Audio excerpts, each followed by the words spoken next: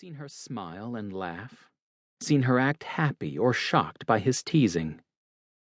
But today, when she'd appeared ready to throttle him, he'd felt a shock of something he hadn't even recognized at first until he'd walked out of Dale's. Interest. Hannah's fury had stirred up something inside him. He liked Hannah, had always noticed she was pretty. He wasn't blind after all. But he'd never been tempted to cup her face in his hands and kiss her until she was smiling again. The image was why he'd booked it out of there so fast, not bothering to wait for her to come around and say bye. He was still shocked he'd left his number for her. He'd been joking about the recommendations, and then she'd been so eager, that spark in her eyes, that rush of excitement at possibly sharing something she was passionate about with him. He hadn't been able to resist. Blake pulled into the parking lot, and as soon as he turned off his car, he picked up his phone to see if it was her. "Where are you, Dick Munch? I got a bone to pick with you." Damn it. The text was from Bryce. He didn't even bother texting her back, just climbed out of the car and headed into the bar.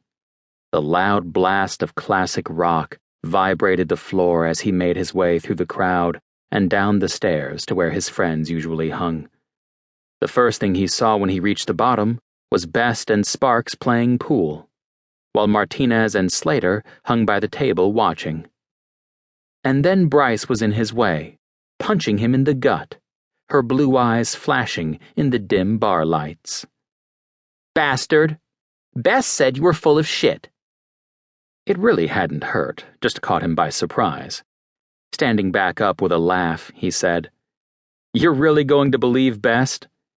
"Hell yeah, I am, and you're lucky I'm such a benevolent and forgiving person." "Sure I am." Patting her on the shoulder a couple of times, he added, "I'm sorry I said that about your ass." "Huh, you better be, especially since I was nice enough to invite someone to meet you." Blake's blood ran cold as he searched the bar for Bryce's special guest. He noticed a pretty Asian girl talking to Slater Vincent, one of the other trainers at Alpha Dog, and growled. "Bryce?" "What?" "Why do you keep ambushing me with all of your single friends?"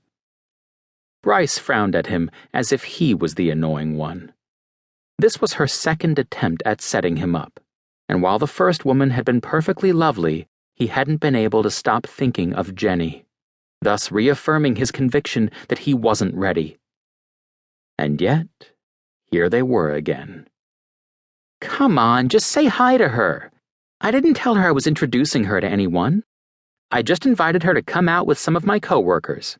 There's no pressure. Except that Slater and I are the only single dudes, so she's going to get some kind of idea about who she's here for." Blake ran his hands over his face with a sigh. "Why do you have to make me the bad guy?" She threw up her hands, as if she was surrendering to something unreasonable. "Fine, I won't introduce you." Before Blake could thank her, though, he glanced over and saw Jane walking toward them, a wide smile on her face. "Megs, I thought you ditched me." Bryce gave him a look that clearly said, "Whoops, too late." "Sorry, just saying hi to Blake." "Blake, this is Jane. Jane, Blake Kline." Jane held out her hand to him eagerly.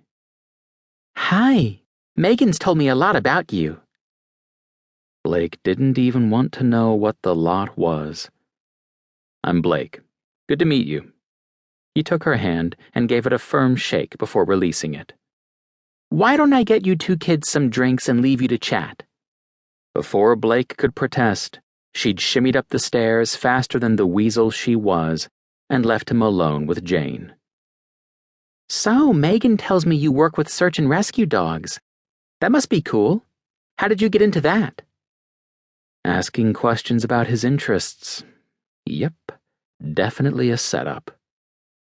"My dad trained hounds while I was growing up and taught me everything he knew." Wishing he had a drink in his hand at the moment,